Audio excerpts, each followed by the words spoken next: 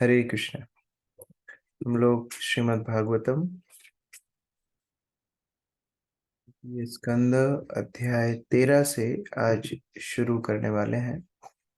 हमने अभी सर्ग और विसर्ग सृष्टि के विषय में पढ़ा था और इसी श्रृंखला में आगे अभी भगवान वराहदेव का प्राकट्य चर्चा होने वाली है।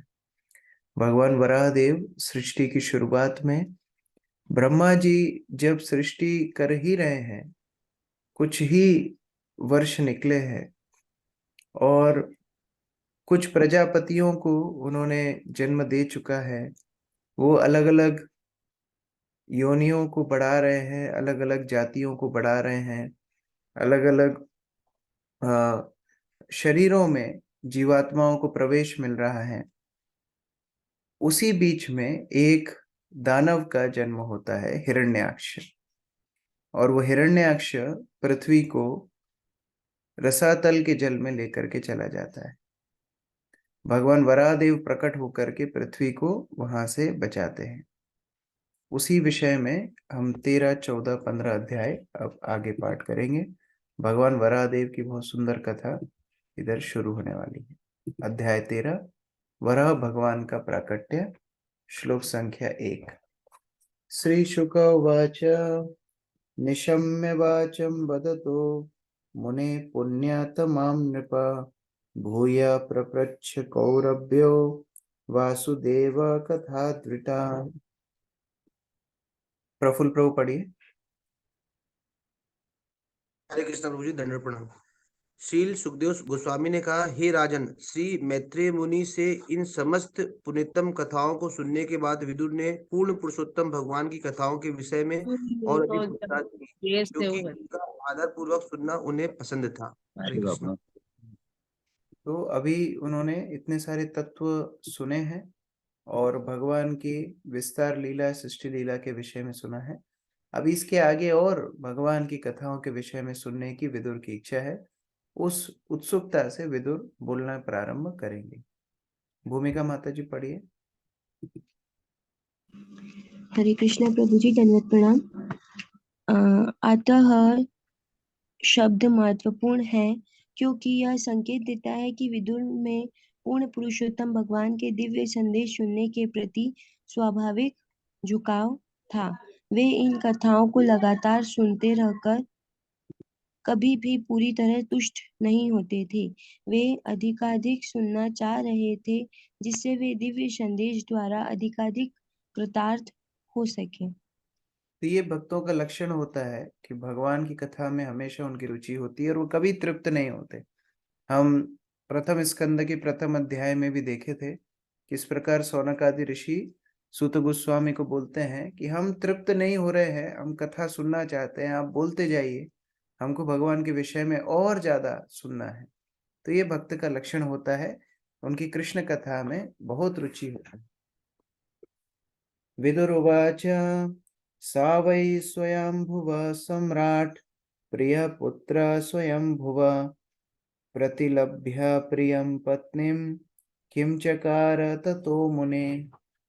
तो बहुत कुछ नाम हमने पिछले अध्याय में सुने, लेकिन विदुर का मन स्वयंभू मनु के ऊपर टिक गया कि स्वयंभू मनु के विषय में और आगे बताइए।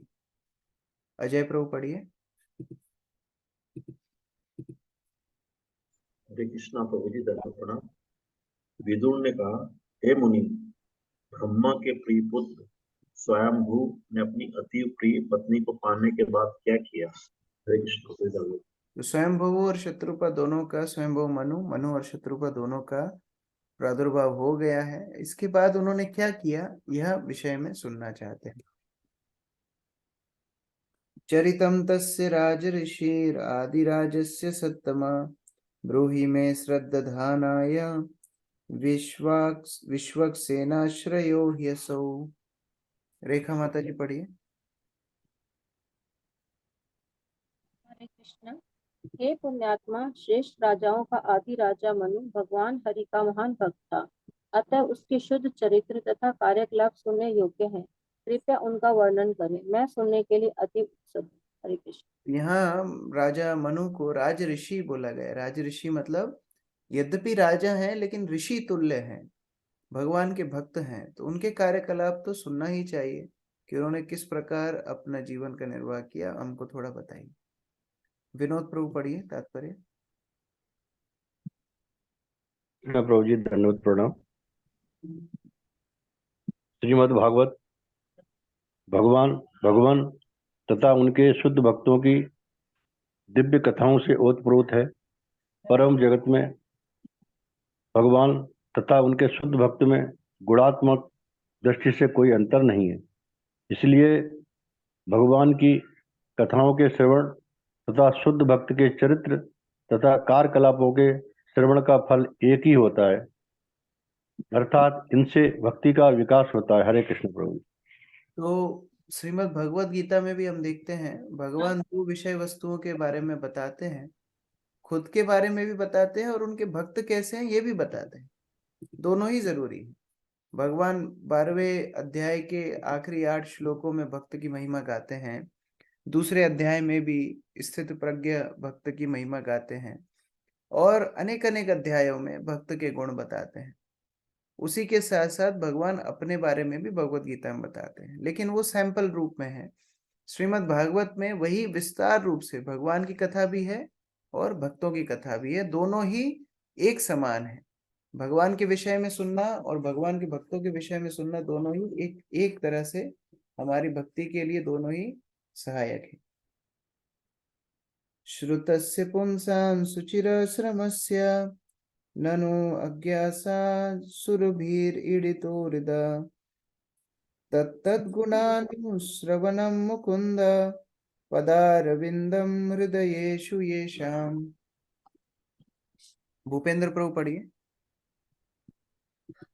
हरे कृष्ण प्रभु, दंडवत प्रणाम।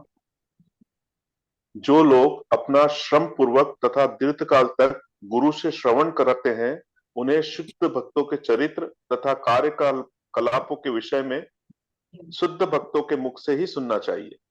शुद्ध भक्त अपने हृदयों के भीतर सदैव उन भगवान के चरण कमलों का चिंतन करते रहते हैं, जो अपने भक्तों को मोक्ष प्रदान करने वाले हैं। हरे कृष्ण। वो भाग्यशाली हैं वो जो गुरु से श्रवण करने का मौका प्राप्त करते हैं, ये बड़ा ही भाग्य की बात है। और कैसे गुरु से श्रवण करना चाहिए? श्रम पूर्वक। श्रम क्या है? सुनने में क्या श्रम है? सुनने में एक ही श्रम है कि ध्यान पूर्वक सुनना चाहिए, इधर उधर भटके बिना सुनना चाहिए, नियम से सुनना चाहिए। और दूसरा है दीर्घ काल तक। ऐसा नहीं कि 5 मिनट सुन लिया हमारी फॉर्मेलिटी पूरी हो गई, 15 मिनट सुन लिया हमारी फॉर्मेलिटी पूरी हो गई, ऐसा नहीं। दीर्घ काल तक श्रवण करना चाहिए। तो श्रम पूर्वक और दीर्घ काल तक क्या श्रवण करना चाहिए? शुद्ध भक्तों के चरित्र के विषय में सुनना चाहिए और शुद्ध भक्तों से ही सुनना चाहिए। शुद्ध भक्तों से सुनना चाहिए, शुद्ध भक्तों के विषय में सुनना चाहिए और बड़े ही श्रम पूर्वक और दीर्घ काल तक सुनना चाहिए। ऐसे जब शुद्ध भक्त श्रवण करते हैं तो उनका स्मरण भगवान के प्रति और प्रगाढ़ होता है, भगवान के चरण कमलों में उनका चिंतन और प्रगाढ़ होता है। सुजाता माता जी पढ़िए तात्पर्य। दंडवत प्रणाम। तात्पर्य। दिव्य छात्र वे हैं जो प्रामाणिक गुरु से वेदों को सुनकर प्रशिक्षित बनने हेतु कठिन तपस्या करते हैं। उन्हें न केवल श्री भगवान के कार्यकलापों के बारे में सुनना चाहिए, अपितु उन भक्तों के भी दिव्य गुणों के विषय में भी सुनना चाहिए, जो अपने हृदय के भीतर निरंतर श्री भगवान के चरण कमलों का चिंतन करते रहते हैं। श्री भगवान के शुद्ध भक्त को क्षण भर के लिए भी श्री भगवान के चरण कमलों से विलग नहीं किया जा सकता। निस्संदेह श्री भगवान सदैव समस्त प्राणियों के हृदयों के भीतर रहते हैं, किंतु वे इसके विषय में नहीं जान पाते, क्योंकि वे मोहिनी भौतिक शक्ति द्वारा ठगे जाते हैं। तथापि भक्त श्री भगवान की उपस्थिति का अनुभव करते हैं, इसलिए वे अपने हृदय के भीतर श्री भगवान के चरण कमलों का सदैव दर्शन कर सकते हैं। ऐसे शुद्ध भक्त श्री भगवान के ही तुल्य गौरवशाली होते हैं। वस्तुतः श्री भगवान उन्हें अपनी अपेक्षा अधिक पूजनीय मानने की संस्तुति करते हैं। भक्त की पूजा श्री भगवान की पूजा से अधिक शक्तिमान है। इसलिए दिव्य छात्रों का कर्तव्य है कि वे शुद्ध भक्तों के बारे में उसी रूप में सुने जिस तरह श्री भगवान के वैसे ही भक्तों द्वारा बतलाया गया हो, क्योंकि कोई तब तक श्री भगवान या उनके भक्त के विषय में कुछ नहीं बतला सकता जब तक वह स्वयं शुद्ध भक्त न हो। हरे कृष्ण। इस प्रकार भगवान के शुद्ध भक्त माया शक्ति को ना चुनकर भगवान को चुनते हैं, भगवान के आश्रय को चुनते हैं और उस श्रवण के माध्यम से भगवान के चरण कमलों का चिंतन करते हैं, ऐसे शुद्ध भक्तों के विषय में सुनना भगवान के विषय में सुनने के बराबर ही होता। श्री शुक उवाच इति ब्रुवाणां विदुरं विनीतं सहस्रशीर्षश्चरणोपधानं प्रहृष्टरोमा भगवत्कथायां प्राणीयमानो मुनिरभ्यचष्ट। यमुना माता जी पढ़िए।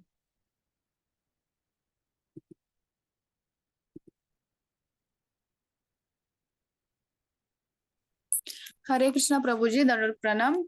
श्री सुखदेव गोस्वामी ने कहा, भगवान कृष्ण विदुर को गोद में अपना चरण कमल रखकर प्रसन्न थे, क्योंकि विदुर अत्यंत विनीत तथा भद्र थे। मैत्रेय मुनि विदुर के शब्दों से अति प्रसन्न थे और अपनी आत्मा से प्रभावित होकर उन्होंने बोलने का प्रयास किया। हरे कृष्ण प्रभु जी। तो दोनों का ही उच्च स्तर है। सुनने वाले विदुर भी कोई कम नहीं है, भगवान के शुद्ध भक्त हैं। भगवान विदुर के घर में गए, प्रसाद प्राप्त किया, प्रसाद लेकर के विदुर की गोदी में ही अपने पैर रख करके सो गए। इतना प्रेम भगवान विदुर से करते थे। तो ऐसे विदुर के अंदर तो भगवत कथा सुनने की रुचि है ही, और मैत्रेय मुनि ऐसे विदुर के प्रश्नों को सुन के प्रसन्न हुए और उनको आगे भगवत कथा सुनाना उन्होंने जारी रखा। तात्पर्य परमेश्वरी माता जी पढ़िए। हरे कृष्ण प्रभु जी, दंडवत प्रणाम। तात्पर्य, यहाँ सहस्र शीर्षणा शब्द अत्यंत सार्थक है। विविध शक्तियों तथा कार्यकलापों एवं अद्भुत मस्तिष्क वाला व्यक्ति सहस्र शीर्षणा कहलाता है। यह योग्यता एकमात्र भगवान श्री कृष्ण पर लागू होती है, अन्य किसी पर नहीं। भगवान ने कभी प्रसन्न होकर विदुर के घर पर भोजन किया था और विश्राम करते समय उन्होंने विदुर की गोद में अपने चरण कमल रखे थे। मैत्री विदुर के अहोभाग्य को सोचकर प्रेरित हुए, उन्हें रोमांच हो गया और प्रसन्न होकर उन्होंने बड़े ही हर्ष के साथ भगवान की कथाओं का वर्णन शुरू किया। हरे कृष्ण। ये वेदों में पुरुषोक्त जो आता है, ओम सहस्र शीर्ष पुरुष सहस्राक्ष सहस्रपात, सहस्र शीर्ष भगवान को ही बोला जाता है। भगवान कृष्ण को संबोधित करते हुए यहाँ पर बोला जा रहा है। भगवान विदुर से इतना प्रेम करते थे कि विदुर के घर में गए, भोजन किया, विदुर की गोद में अपने पैर रख करके विश्राम करने लगे। कल महाराज अपने प्रवचन में ही बता रहे थे कि हम देखते हैं चैतन्य चरितामृत में श्री चैतन्य महाप्रभु ने स्वयं ने अपने पैर रूप गोस्वामी के ऊपर रखे। तो ऐसी कृपा सामान्यतः भगवान नहीं करते हैं, केवल अपने शुद्ध जो बहुत ही प्रिय घनिष्ठतम भगवान के भक्त हैं उन्हीं के ऊपर भगवान इस तरह कृपा करते हैं। मैत्रेय उवाच यदा स्वभार्याय सार्धं जाता स्वयंभुव मनो प्राञ्जलि प्रणतश्चेदं वेदगर्भभाषत। प्रमोदानंद प्रभु जी पढ़िए। मैत्रेय मुनि ने विदुर से कहा, मानव जाति के पिता मनु अपनी पत्नी समेत अपने प्राकट्य के बाद वेद विद्या के आगार ब्रह्मा को नमस्कार करके हाथ जोड़कर इस प्रकार बोले। हरे कृष्ण। तो मनु और शत्रुपा दोनों ब्रह्मा जी को हाथ जोड़ करके विनती कर रहे हैं, ब्रह्मा जी को संबोधित कर रहे हैं।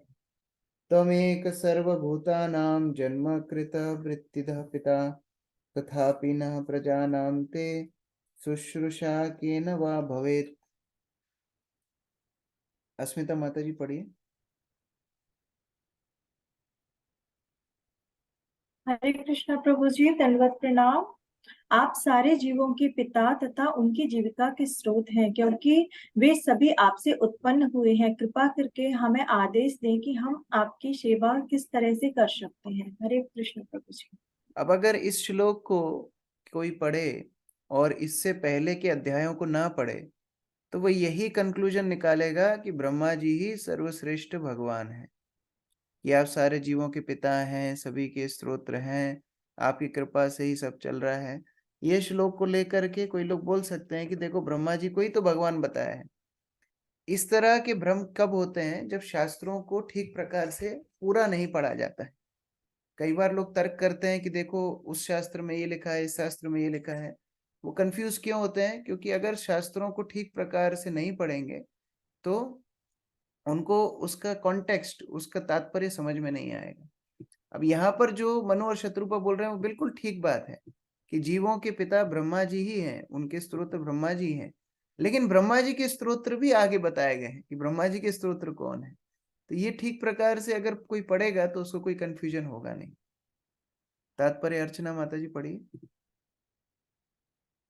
हरे कृष्ण प्रभु जी, दंडवत प्रणाम। पुत्र का कर्तव्य है कि वह अपने पिता को केवल अपनी सारी आवश्यकताओं की पूर्ति के साधन के रूप में इस्तेमाल न करे, अपितु जब वह बड़ा हो जाए तो वह उसकी सेवा भी करे। यही ब्रह्मा के समय से सृष्टि का नियम चला आ रहा है। पिता का कर्तव्य है कि जब तक पुत्र बड़ा न हो जाए उसका पालन पोषण करे, और जब पुत्र बड़ा हो जाए तो पुत्र का कर्तव्य है कि वह पिता की सेवा करे। हरे कृष्ण। कई बार बच्चे तर्क देते हैं माता पिता को कि आपने हमको बड़ा किया, वो तो आपकी ड्यूटी थी। तो यहाँ प्रभुपाद जी बोल रहे हैं ठीक है, पिता की ड्यूटी पालन पोषण करना है बच्चों को, लेकिन बच्चों की भी ड्यूटी है, उनका भी कर्तव्य है कि माता पिता की बाद में सेवा करें। तद विदेहि नमस्तुभ्यं कर्मासु इड्यात्म शक्तिषु यत् कृत्वेह यशो विश्व अमुत्र चा भवेद गति। मंजू माता जी पढ़ी। हे आराध्य, आप हमारी कार्य क्षमता के अंतर्गत कार्य करने हेतु अपना आदेश दें, जिससे हम इस जीवन में यश के लिए तथा अगले जीवन में प्रगति के लिए उसका पालन कर सके। हरे कृष्ण प्रभु। आप जानते हैं, आप हमारे पिता हैं, आप हमारी क्षमता जानते हैं, आप हमारी शक्ति जानते हैं, तो आप हमको कृपया करके हमारे कार्य क्षमता के अनुसार आदेश दें, जिससे हम इस जीवन को अगले जीवन को दोनों को सुधार सके। अनिकेत प्रभु पढ़िए। हरे कृष्णा प्रभु जी, दंडवत प्रणाम। तात्पर्य: ब्रह्मा जी तो सीधे भगवान से वैदिक ज्ञान प्राप्त करने वाले हैं, और ब्रह्मा की शिष्य परंपरा में जिस किसी को उनका निहित कार्य सौंपा जाता है उसे इस जीवन में यश तथा अगले जीवन में मोक्ष प्राप्त होना निश्चित है। ब्रह्मा से चलने वाली शिष्य परंपरा ब्रह्म संप्रदाय कहलाती है, और वह इस प्रकार चलती है: ब्रह्मा, नारद, व्यास, मध्व मुनि, पूर्ण प्रज्ञ, पद्मनाभ, नृहरि, माधव, अधोक्ष, अक्षोभ्य, जय तीर्थ, ज्ञान सिंधु, दयानिधि, विद्यानिधि, राजेंद्र, जय धर्म, पुरुषोत्तम, ब्रह्मण्य तीर्थ, व्यास तीर्थ, लक्ष्मीपति, माधवेंद्रपुरी, ईश्वरपुरी, श्री चैतन्य महाप्रभु, स्वरूप दामोदर तथा श्री रूप गोस्वामी एवं अन्य जन, श्री रघुनाथ दास गोस्वामी, कृष्णदास गोस्वामी, नरोत्तम दास ठाकुर, विश्वनाथ चक्रवर्ती, जगन्नाथ दास बाबा जी, भक्ति विनोद ठाकुर, गौर किशोर दास बाबा जी, श्रीमद भक्ति सिद्धांत सरस्वती, श्री एसी भक्ति वेदांत स्वामी। ब्रह्मा से चलने वाली शिष्य परंपरा की यह धारा आध्यात्मिक है, जबकि मनु से चलने वाली वंश परंपरा भौतिक है, किंतु दोनों ही कृष्ण भावनामृत के एक ही लक्ष्य की ओर अग्रसर है। हरे कृष्ण। तो कई वंश पिता पुत्र के माध्यम से चलते हैं, जैसे मनु का वंश, मनु वंश में है, मानव है, पिता पुत्र के वंश से भी ज्ञान दिया जाता है। लेकिन उससे भी उत्कृष्ट परंपरा कौन सी होती है? गुरु शिष्य परंपरा होती है, जहाँ गुरु शिष्य का संबंध पिता पुत्र संबंध से भी ज्यादा गहरा संबंध होता है। तो उस प्रकार ये हमारी परंपरा है। जिन भक्तों को नाम याद नहीं है आचार्यों के, कम से कम श्री चैतन्य महाप्रभु से लेके श्रील प्रभुपाद तक के नाम याद होने चाहिए। ये सब हमारे आचार्यों के नाम हैं। अभी मुझे सुहित सुबल प्रभु बता रहे थे कि उन्होंने रविवार के दिन एक क्लास में भक्तों को पूछा कि श्रील प्रभुपाद का पूरा नाम बताइए। तो बहुत सारे भक्त श्रील प्रभुपाद का ही पूरा नाम नहीं बता पाए। ये बहुत ही शर्म की बात है। हम प्रभुपाद जी के अनुयायी हैं, उनकी परंपरा में आ रहे हैं, प्रभुपाद जी का ही पूरा नाम हमको याद नहीं है। तो हमको ये सब नाम याद होने चाहिए। श्रील प्रभुपाद जी का पूरा नाम his divine grace Shri Shrimad Abhay Charanaravinda Bhaktivedanta स्वामी श्रील प्रभुपाद। इस तरह सब आचार्यों के नाम कम से कम याद होना चाहिए। उनकी यहाँ तो विदुर बोल रहे हैं कि उनकी जीवनी सुनना चाहिए दीर्घ काल तक, लेकिन हमको नाम भी याद नहीं है, तो कितनी शर्म की बात है। तो इसलिए कम से कम ये आचार्यों के नाम याद रखने चाहिए। ब्रह्मोवाच प्रीतस्तुभ्यम् अहो अहं तात स्वस्ति स्वद्वामक्षिक्स्वर यन्निर्वालिकेन हृदा साधिमेति आत्मनर्पितम्। यामिनी माता जी पढ़िए। हरे कृष्णा प्रभु जी, धन्यवाद प्रणाम। ब्रह्मा जी ने कहा, हे प्रिय पुत्र, हे जगत के स्वामी। आप म्यूट हो गए। हाँ, हरे कृष्णा प्रभु जी, धन्यवाद प्रणाम। ब्रह्मा जी ने कहा, हे प्रिय पुत्र, हे जगत के स्वामी, मैं तुमसे अति प्रसन्न हूँ और तुम्हारे तथा तुम्हारी पत्नी दोनों ही के कल्याण की कामना करता हूँ। तुमने मेरे आदेशों के लिए अपने हृदय से बिना सोचे विचारे अपने आप को मेरे शरणागत कर लिया है। हरे कृष्णा। तो अभी दोनों के व्यवहार को देख करके, दोनों के विनीत स्वभाव को देख करके ब्रह्मा जी बड़े प्रसन्न हुए और दोनों के कल्याण के लिए उनको आशीर्वाद दिया। और अभी आगे उनको उपदेश देने वाले हैं। तात्पर्य राहुल प्रभु पढ़िए।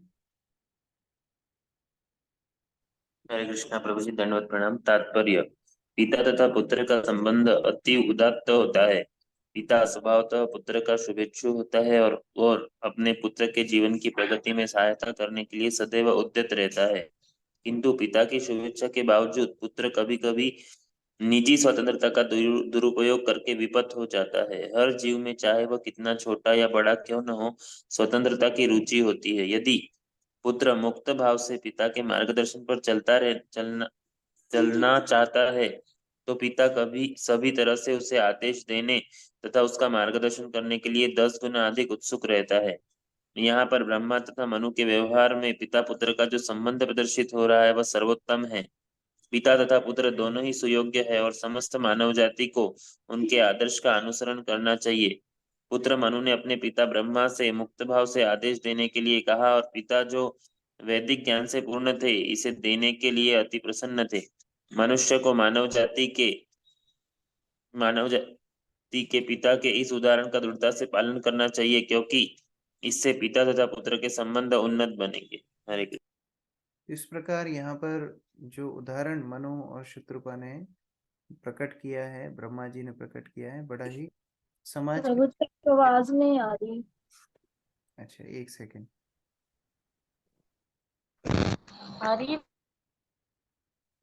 हरे कृष्णा। अभी हरे कृष्णा, हरे कृष्णा। आ अभी रही है, आ रही है प्रभु, आवाज तो आ रही है। यस प्रभु जी, आ रही आवाज आ रही है प्रभु जी।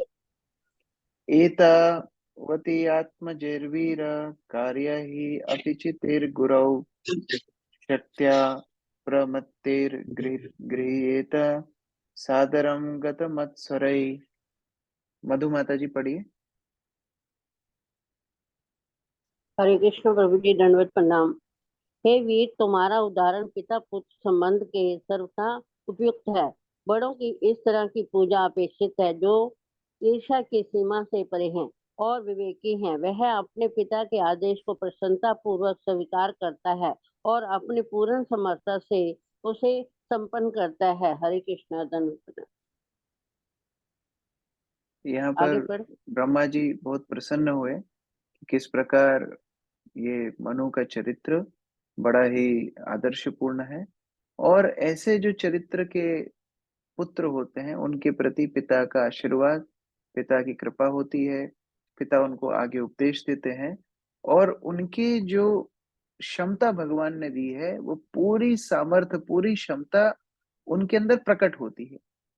अगर जो अग्रज हैं, जो बड़े हैं, जो पिता तुल्य हैं, उनका कोई असम्मान करता है, कोई उनको अपमानित करता है, तो जो उनकी क्षमताएं हैं, जो सामर्थ्य हैं, वो भी क्षीण हो जाती हैं।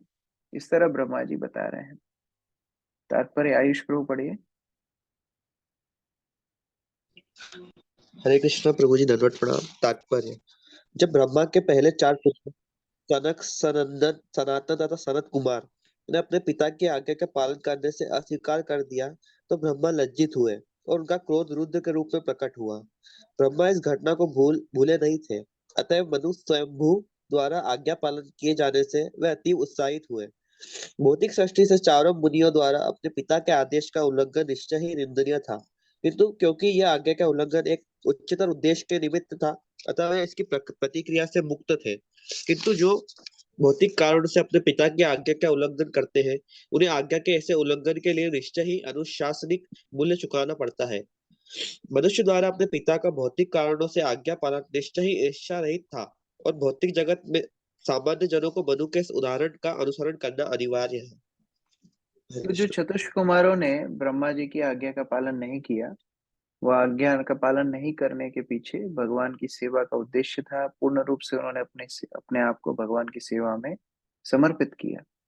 तो यह उद्देश्य अगर किसी का है तो फिर भी ठीक है, लेकिन अगर ये उद्देश्य नहीं है तो फिर पिता की आज्ञा, माता की आज्ञा, यह पालन करना संतान का धर्म है। और हम लोग जब एक बार एक इष्टगोष्ठी में बैठे थे, एक विषय आया था कि कोई समस्या आश्रम में हो रही थी, तो महाराज ने यही बोला था कि आप स्मरण कीजिए कि आप सब अपने अपने माता पिता को छोड़ करके यहाँ आए हैं। यदि आप इस तरह आचरण करेंगे, भक्ति ठीक से नहीं करेंगे, तो इससे अच्छा है कि आप जा करके पुनः अपने माता पिता की सेवा की। और अगर आपको वह कर्तव्य नहीं निभाना है तो फिर शुद्ध भक्ति यहाँ पर करना है। तो दोनों में से एक विकल्प होना चाहिए। ऐसा नहीं कि भक्ति भी ठीक से नहीं कर रहे हैं और माता पिता को भी छोड़ दिया है, ये ठीक विचार नहीं है। तो चतुष कुमारों का उदाहरण भी ठीक है। उन्होंने पूर्ण रूप से भगवान को अपने आप को समर्पित किया, इसलिए पिता की आज्ञा पालन नहीं की, वो भी पूजनीय है। और यहाँ पर मनु शत्रुपा भी पूजनीय है कि उन्होंने अपने पिता की आज्ञा पालन की। आगे हम देखेंगे किस प्रकार ब्रह्मा जी मनु शत्रुपा को आदेश दे रहे हैं। फिर वो पृथ्वी रसातल में पाते हैं, भगवान को प्रार्थना करते हैं, भगवान वराहदेव में प्रकट होते हैं। हरे कृष्णा। ग्रंथराज श्रीमद् भागवतम की जय। किसी का कोई प्रश्न है, पूछ सकते हैं।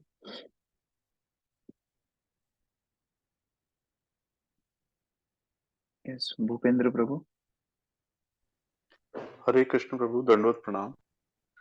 प्रभु जी, जैसे ब्रह्मा जी का सोर्स भगवान है, तो क्या भगवान का भी कोई सोर्स है या वो निरंतर चिरंतर?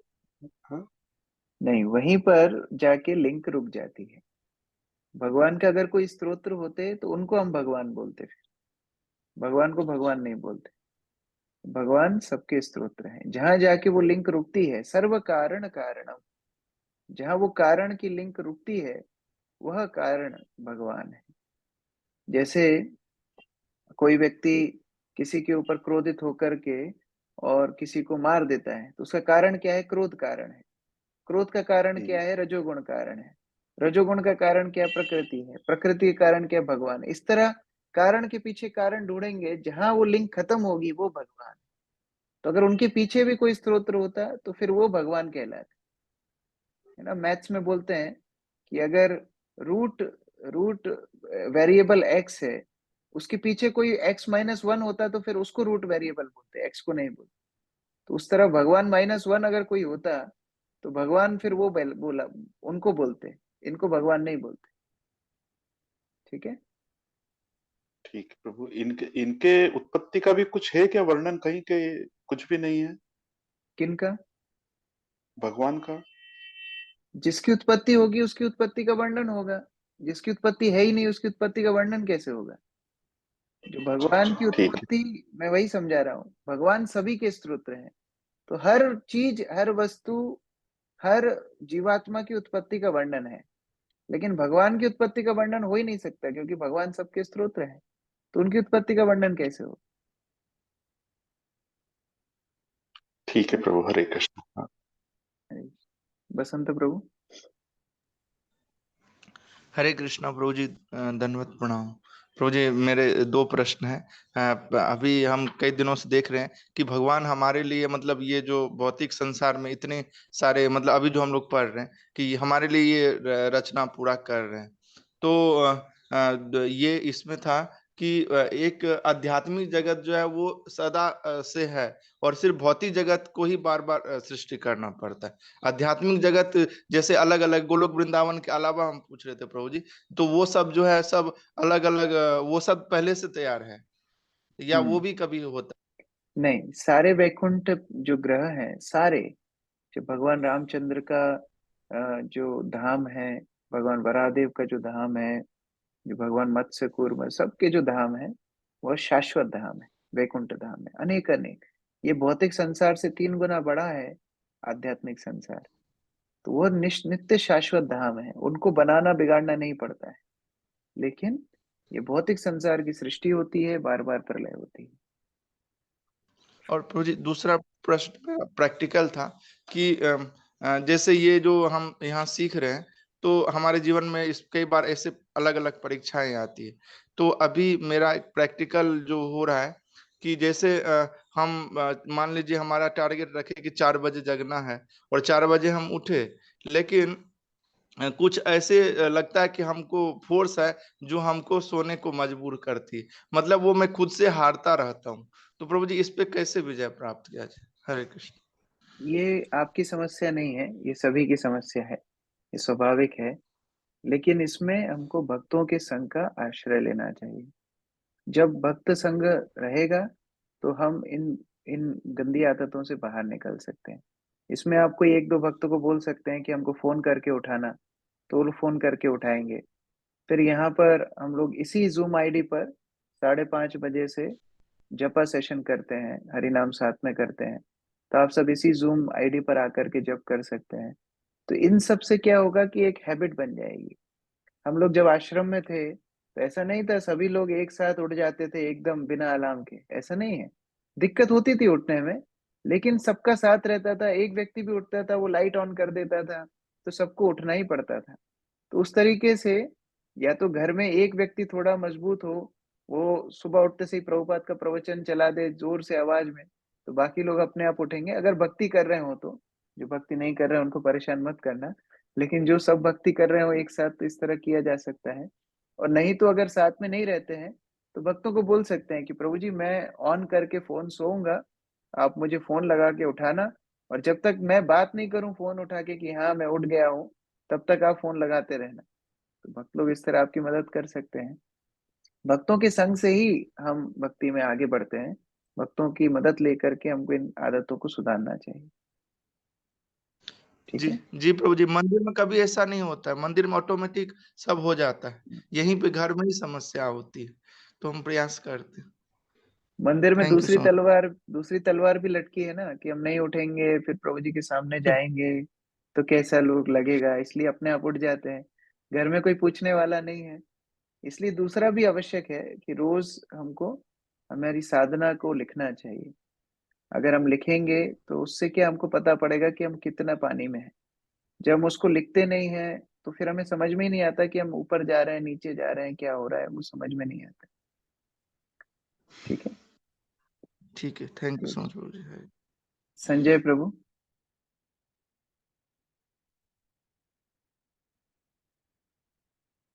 ठीक है, रेखा माता जी। हरे कृष्णा। प्रभु जी, प्रलय के 3 कारण बताए थे आपने। उसमें एक तो निर्धारित काल है कि इतने वर्ष के बाद एक चेंज होता है सृष्टि का, तो ये अनंत मुख से निकलने वाले अग्नि के कारण को समझाइए। ये भी प्रलय का ही कारण है। जब समय पूर्ण हो जाता है तो उस समय पर अनंत शेष जिनके ऊपर सारे ग्रह आश्रित हैं, वो अपने फड़ों से अग्नि निकालते हैं, और उस अग्नि में जल करके प्रलय होती है। तो अलग अलग प्रकार से प्रलय होती है, कभी जलमग्न होकर के होती है, कभी अग्नि से होती है, कभी दोनों होते हैं। तो आगे हम ये तृतीय स्कंद में ही देखेंगे कि प्रलय का वर्णन भी है। तो कैसे होती है हम लोग डिटेल में अभी देखेंगे, लेकिन कहने का मतलब है कि अलग अलग प्रकार से भगवान ध्वंस करते हैं प्रलय में। जैसे मनुष्य के गुणात्मक कार्य कारणों के फलस्वरूप, मतलब डेथ के लिए बोला गया कि जो मृत्यु हाँ, होती है। वो मृत्यु जो होती है वो मनुष्य के लिए प्रलय है, मनुष्य के शरीर के लिए प्रलय है। और भी प्रलय होती हैं, जैसे एक प्रलय सतत चल रही है, वो काल की प्रलय बोली जाती है। जैसे हमेशा ही हमारा कुछ ना कुछ शरीर क्षीण हो रहा है, वो भी प्रलय है।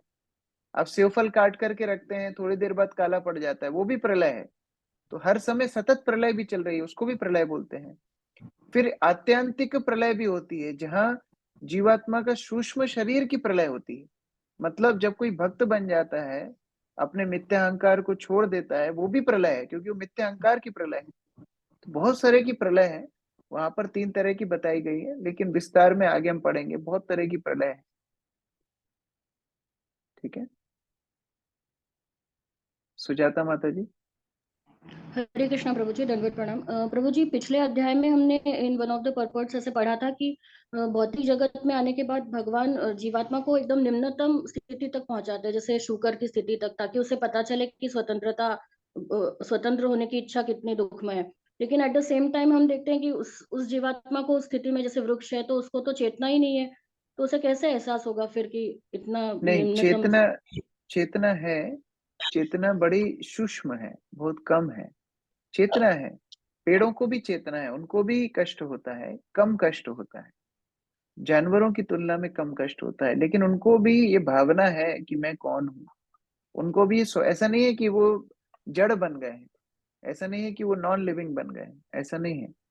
इसीलिए तो वृक्ष रूप में जो नलकुबर और मणिग्रीव जब वृक्ष बने थे तो प्रतीक्षा करते थे कि कब भगवान आकर के उनका उद्धार करेंगे। और जब भगवान ने उनका उद्धार किया तो उन्होंने बड़ी सुंदर प्रार्थनाएं भगवान को करी। तो ऐसा नहीं है कि वो वृक्ष बन करके पूर्ण रूप से उनकी चेतना ही खत्म हो गई, नहीं। चेतना का स्तर निम्न हो जाता है, लेकिन चेतना होती है। जैसे पशु है, पशु की चेतना वृक्ष से ज्यादा है, मनुष्य से कम है। आप पशु को मारेंगे तो उसको कष्ट तो होगा ना, उसको वो एक्सपीरियंस तो होगा ही। तो ऐसा नहीं है चेतना एकदम मिट जाती है, लेकिन हाँ, चेतना थोड़ी लो लेवल पर चली जाती है। प्रभु जी, जैसे, लेकिन ये मुझे आ गया समझ में, जैसे पेन होता है, ये होता है, लेकिन ये एहसास तो मनुष्य के इसमें होगा, और मनुष्य में भी भक्त बनने पर ही हो रहा है ना, लेकिन कि हमारी स्थिति कितनी निम्न हो गई है यहाँ पर। हाँ, तो ये समझ में तभी आता है जब हम मनुष्य बनते हैं, और मनुष्य में भी नहीं आता है। जब हम मनुष्य बन करके सदगुरु से श्रवण करते हैं तब समझ में आता है। नहीं तो पूरा जीवन व्यक्ति मनुष्य जीवन में भी कष्ट भोगता रहता है, तो भी उसको समझ में नहीं आता है कि मैं क्यों कष्ट भोग रहा हूँ। जब वो भगवत भक्ति में आता है, शास्त्र सुनता है, गुरु से अध्ययन करता है, तब जाकर के उसको समझ में आता है कि हाँ, मैं क्यों ये कष्ट भोग रहा हूँ। जी जी, okay Prabhu ji, thank you so much. हमारी स्थिति इतनी दयनीय है, जैसे छोटे बच्चे कभी कुछ कचरा उठा करके मुंह में रख लेते हैं, उसको कचरे में ही मजा आता है, तो मम्मी को बताना पड़ता है कि बेटा ये कचरा नहीं है, कचरा खाओगे तो मार पड़ेगी। वैसे ही हमको भौतिक संसार में ही मजा आ रहा है, ये हमारी और दयनीय स्थिति है। फिर भगवान को बताना पड़ता है कि नहीं, ये कचरा तुम्हारे लिए नहीं है, तुम्हें भगवत भक्ति करनी चाहिए। तब हमको थोड़ा समझ में आता है कि हाँ, भगवत भक्ति श्रेष्ठ है। सोनू माता जी। हरे कृष्णा प्रभु जी। मैं बसंत प्रभु की बात को ही आगे बढ़ाऊंगी प्रभु जी, कि उठ तो जाते हैं सुबह, फिर 2-3 दिन तो अच्छा फील होता है, फिर बहुत फोर्स करके उठते भी हैं पूरे वीक, लेकिन फिर ऑफिस में बहुत डिस्टर्ब रहते हैं, उसके लिए फिर क्या करेंगे? उसके लिए थोड़ा जल्दी सोना होगा। जो जल्दी सोएंगे वही सुबह उठ पाएंगे। देखिए, जो सुबह का कार्यक्रम है, हम लोग मंदिर में बोलते हैं morning program starts in night. जो हमारा सुबह का कार्यक्रम है वो सुबह से शुरू नहीं होता है, वो रात से शुरू होता है। आप रात में जल्दी सोएंगे तभी सुबह जल्दी उठ पाएंगे, नहीं तो सुबह जल्दी नहीं उठ पाएंगे। तो ये अभ्यास हमको करना है कि रात में थोड़ा जल्दी सोने का प्रयास कीजिए। आधा घंटा भी अगर आपका समय आप रात में जल्दी कर लेंगे तो सुबह उठने में तकलीफ नहीं होगी। ठीक है। परमेश्वरी माता जी। हरे कृष्ण प्रभु, धन्यवाद प्रणाम प्रभु जी। एक्चुअली मेरा क्वेश्चन वही अभी चेतना के विषय में था। कल एक लेक्चर सुन रही थी मैं, जिसमें प्रभु जी बता रहे थे कि कुछ चर होते हैं प्राणी, कुछ अचर होते हैं, जैसे पेड़ और पहाड़ों का भी उन्होंने जिक्र किया था। तो पहाड़ भी क्या जीवों की काउंट में आते हैं? हाँ, पहाड़ और नदियां दोनों ही जीव हैं। यद्यपि उनका आकार बड़ा है, लेकिन वो जीव हैं। पूर्व काल में ये पहाड़ उड़ा भी करते थे, लेकिन इंद्र ने इनके पंख काट दिए थे, और ये पहाड़ अभी भी जीवित हैं। इसलिए हम लोग जब भी किसी पहाड़ पर चढ़ते हैं, पहले उसको प्रणाम करके चढ़ते हैं। जब हनुमान जी पहाड़ उठा के ला रहे थे संजीवनी, तो पहाड़ बोला था हनुमान जी से, बात की थी उसने कि मुझे यहाँ से ले जा रहे हो आप, सारी जड़ी बूटियां तो ध्वंस हो जाएंगी। तो हनुमान जी ने बोला नहीं, तुमको दोबारा ला के रखेंगे। तो उस तरह बातचीत की थी पहाड़ ने। तो उस तरह पहाड़ भी जीवों की श्रेणी में ही आते हैं। और ये पहाड़ ऐसे जीव होते हैं जो सेवा के लिए ऐसे शरीर में आए हैं। जैसे हिमालय उनकी कन्या पार्वती हुई। तो उस तरह अलग अलग ये जीव बड़े ही महान जीव हैं जो पर्वत रूप में काम करते हैं। जैसे नदी भी ये महान जीव हैं जो नदी के रूप में काम कर रही है। जैसे नर्मदा, ये भगवान की शक्तियां हैं। नर्मदा, गंगा, कावेरी, गोदावरी, यमुना, सरस्वती, ये सब भगवान की शक्तियों के रूप में नदी के रूप में बह रही हैं, लेकिन भगवान की शक्तियां। तो हाँ, ये सब जीवित हैं, ये नॉन लिविंग नहीं है। तो प्रभु जी, जो जितने भी पहाड़ हैं यानी कि वो जीवों के काउंटिंग हो गए, हाँ है ना? हाँ। सो क्वेश्चन जो उनसे तो माइंड से निकल गया। नेक्स्ट, सॉरी प्रभु। और इनकी गिनती स्थावर में होती है। हाँ, जैसे जो जलजा नवलक्षाणी उसमें आगे स्थावरा में इनकी गिनती होती है। 20 लाख प्रकार के स्थावर हैं उसमें अच्छा, जो गिनती। ठीक है ठीक है ठीक है, यही क्वेश्चन था मेरा कि उनकी काउंटिंग किस में होती है। यस, मैं समझ गया था। हरे कृष्ण। विनोद प्रभु। हरे कृष्ण प्रभु जी, दंडवत प्रणाम। प्रभु जी, एक स्पष्टीकरण शंका है, थोड़ी बता दें। जैसे जो नाम अपराध 10वां नंबर है, जिसमें भगवान के स्मरण करने से, जप करने से उपरांत भी भौतिक चीजों से आसक्ति रहती है, तो ये चीज तो प्रभु जी 99% प्रत्येक जो ग्रस्त भक्त है उसमें होती ही है। सन्यासी की मैं बात नहीं कर रहा हूँ, महात्मा की, संत की बात नहीं कर रहा हूँ, लेकिन जो भक्त हैं, तो ये 10वां अपराध तो 99% लोग करते ही हैं प्रभु जी, क्योंकि आसक्ति तो बनी रहती है होते जगत में। तो इसको कैसे दूर करें प्रभु जी, ये बहुत मुश्किल है। तो इसी नाम अपराध में अंत में इसका उसका उपाय भी बताया गया है कि ये 10 नाम अपराध तो होंगे ही, और ये स्वाभाविक है कि हम जब तक शुद्ध नाम नहीं ले रहे हैं, ये अपराध पूर्ण नाम जो ले रहे हैं, तो ये 10 नाम अपराध में से 10वां नाम अपराध मुख्यतः भौतिक आसक्ति बनाए रखना, ये हमारे अंदर है ही। लेकिन इसका उपाय क्या है? हरि नाम को ही करना इसका उपाय है। अगर हम हरि नाम को नियमित रूप से करते रहेंगे तो धीरे धीरे हरि नाम हमारे हृदय को आसक्तियों से शुद्ध करेगा। चेतो दर्पण मार्जनम, हमारे हृदय को शुद्ध करेगा। और जब हृदय शुद्ध होगा तो ये आसक्तियों से हम मुक्त होकर के भगवान से आसक्त हो जाएंगे। तो हरिनाम अच्छा करने का उपाय क्या है? हरिनाम ही ज्यादा करना हरिनाम करने का उपाय है। इसलिए जो गंभीर भक्त हैं वो ज्यादा हरिनाम करते हैं। जो ठीक ठाक अपना काम चलाना चाहते हैं, ठीक है, उनकी माला गिनती की है, 8 कर ली, 10 कर ली, 16 कर ली, खत्म। 16 करने के बाद तो माला ऐसी जगह छुपाते हैं कि दिखे ना अगले दिन तक। लेकिन जो गंभीर भक्त हैं वो हरिनाम ज्यादा से ज्यादा करने का प्रयास करते हैं, जब भी समय मिलता है एक्स्ट्रा जप करते हैं, जिससे धीरे धीरे धीरे ये आसक्तियां खत्म हो और हरिनाम के माध्यम से ही हम शुद्ध हरिनाम का जप कर सके। ठीक है प्रभु जी, मेरा मानना है, और शास्त्र भी कहता है, भागवती कहते हैं, जिसके अंदर क्षमा, अर्जव, दया, संतोष, सत्य प्रकट हो जाते हैं आत्मा में, वो पूर्ण रूप से शुद्ध हो जाते हैं प्रभु जी। ऐसा ही है? नहीं, उल्टा है, उल्टा है। जो शुद्ध भक्त हैं उनके अंदर सारे गुण आ जाते हैं। यस्यास्ति भक्तिर भगवती अकिंचना सर्वै गुण तत्र समासते सुरा। भागवत बोलती है जो शुद्ध भक्ति करते हैं, भगवान उनके अंदर सारे गुणों को प्रकट कर देते हैं। तो ये सारे गुणों को अलग अलग तरह से अर्जित करने में तो कई जन्म लग जाएंगे, फिर भी हम पूर्ण रूप से ये गुणों को अर्जित नहीं कर पाएंगे। और ये सब गुणों को मिलने के बाद भी भक्त बनेंगे इसकी गारंटी भी नहीं। हो सकता है कोई बहुत सत्यनिष्ठ हो सकता है बहुत शुद्ध हो, लेकिन भगवान का भक्त हो ही जरूरी नहीं है। लेकिन भगवान का जो भक्त बनता है उसको स्वतः ही सारे गुण भगवान दे देते हैं। तो इसलिए भगवान की भक्ति करना सर्वश्रेष्ठ है। जब हम भगवान की भक्ति में संलग्न होते हैं तो सारे गुण अपने आप उस भक्त के अंदर आ जाते हैं। ठीक है, धन्यवाद। रीतु माता जी। हरे कृष्णा प्रभु जी, दंडवत प्रणाम। प्रभु जी, मेरी आवाज आ रही है प्रभु जी? हाँ बताइए। हाँ जी, हाँ प्रभु जी, मुझे ये पूछना था, जैसे कि हम नाम अपराध पढ़ते हैं तो उसमें आता है कि हमें अश्रद्धालु व्यक्ति को हरि नाम का उपदेश नहीं करना चाहिए।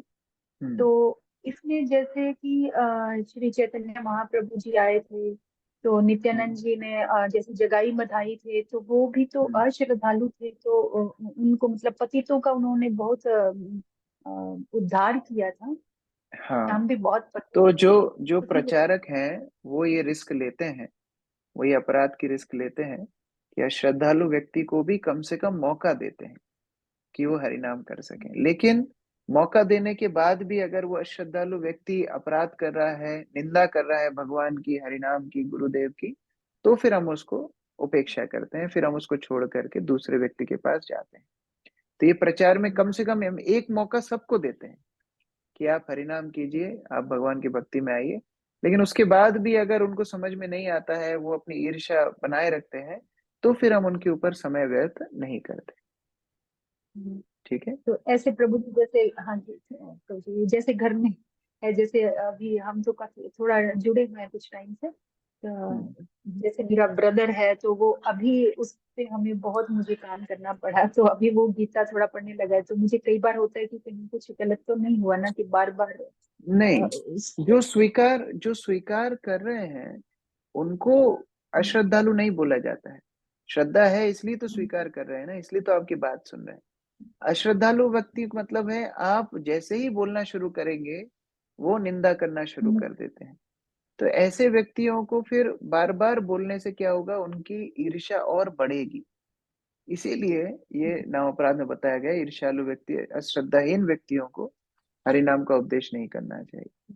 तो उनको हम हरिनाम का उपदेश ना करके दूसरा कुछ कर सकते हैं, उनको प्रसाद दे सकते हैं, मंदिर घुमाने ला सकते हैं, उनको कुछ भगवान के अर्पित पुष्प दे सकते हैं, इस तरह कुछ कर सकते हैं। और धीरे धीरे जब उनकी श्रद्धा बन जाएगी, उसके बाद हरिनाम के ऊपर उनको आप बता सकते हैं। ठीक है। अजय प्रभु। हरे कृष्णा प्रभु जी, धन्यवाद प्रणाम। प्रभु जी, शुद्ध भक्ति का लक्षण क्या है, उसका कोई मापदंड है या हमें कैसे महसूस हुआ कि हम शुद्ध भक्ति तरफ आगे बढ़ रहे हैं या कुछ गलत हो रहा है? शुद्ध भक्ति की परिभाषा श्रील रूप गोस्वामी ने दी है। कल रूप गोस्वामी का तिरुभाव दिवस था।